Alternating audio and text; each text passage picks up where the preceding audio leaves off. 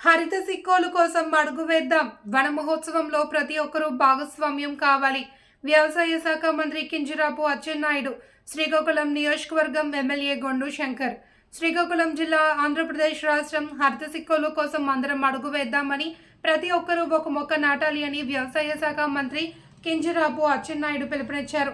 నగరంలోని ప్రభుత్వ పురుషుల డిగ్రీ కళాశాల ఆవరణలో శుక్రవారం వన మహోత్సవం పురస్కరించుకుని మంత్రి అచ్చెన్నాయుడు, జిల్లా collector Swapnil Dinakar, SP KV Maheshwar Reddy, MLA Gondu శంకర్లు మొక్కలు నాటారు. అనంతరం జరిగిన సమావేశంలో ముందుకు ప్రతి ఒక్కరూ మొక్కలు నాటి దానిని పరిరక్షిస్తామని ప్రతిజ్ఞ చేశారు.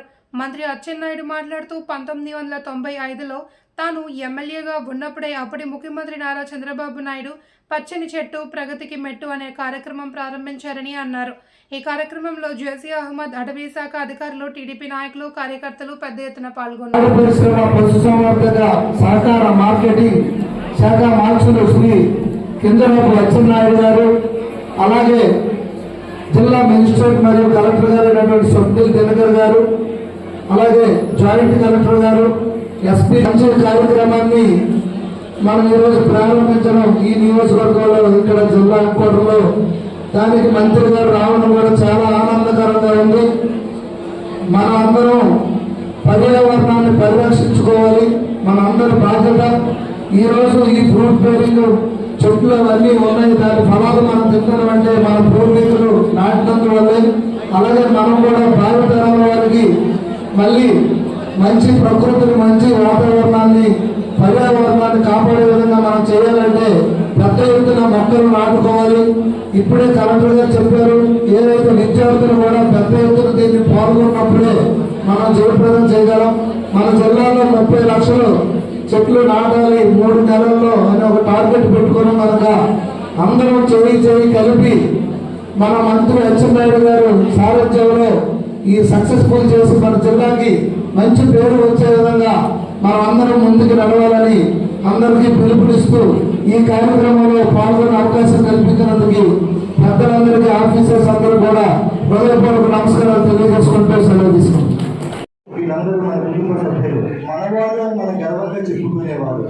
అయితే మరి మన సమయాన్ని ఎక్కువసేపు వృధా చేయకుండా ఇప్పుడు మన ఎవరి మాటల కోసం అయితే ఎదురు చూస్తున్నామో ఎవరి పేరు చెప్తే మనందరి నమ్మకం, మన గౌరవం శ్రీ కింజరాపు అచ్చెన్నాయుడు సందేశాన్ని ఈ యొక్క కార్య ఎన్డీఏ ప్రభుత్వం,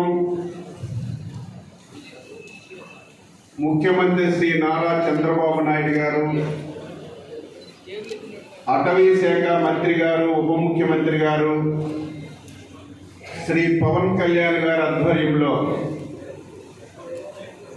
ఈరోజు వన మహోత్సవ కార్యక్రమాన్ని రాష్ట్రం మొత్తం మీద జరుపుకుంటున్నాం. అందులో భాగంగా శ్రీకాకుళం ప్రధాన కార్యాలయంలో మనం ఈరోజు ఈ కార్యక్రమాన్ని జరుపుతున్నాం.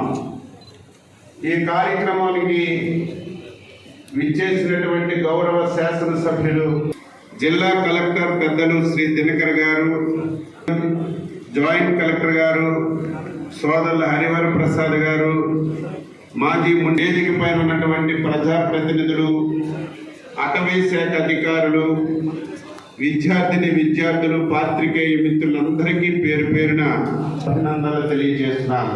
రాష్ట్ర ప్రజానీకానికి రాష్ట్ర ప్రభుత్వం తరఫున వన మహోత్సవ శుభాకాంక్షలు ప్రతి ఒక్కరికి తెలియజేస్తున్నాను. ఈ కార్యక్రమం ఈనాటి కార్యక్రమం కాదు.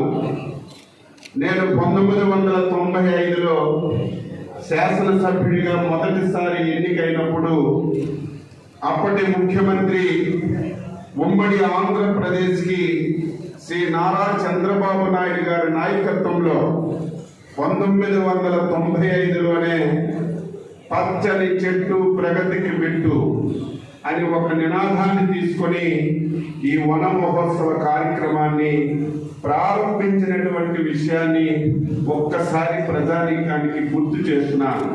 తెలుగుదేశం పార్టీ అధికారంలో ఉన్న ఈ కార్యక్రమాన్ని ఒక పండగ వాతావరణంలో చేయడం, ఈ కార్యక్రమాన్ని ఏదో ఒక ప్రభుత్వమో, ఒక ముఖ్యమంత్రో, మంత్రో, కలెక్టరో కాకుండా ప్రతి ఒక్కరిని భాగస్వామ్యం చేసి ఈ కార్యక్రమాన్ని విజయవంతం చేయాలని మనం ముందుకు తీసుకెళ్లే విషయాన్ని కూడా గుర్తు చేస్తున్నాం. సంవత్సరాలు ఇటువంటి కార్యక్రమాలు ఎక్కడ కూడా జరగలేదు.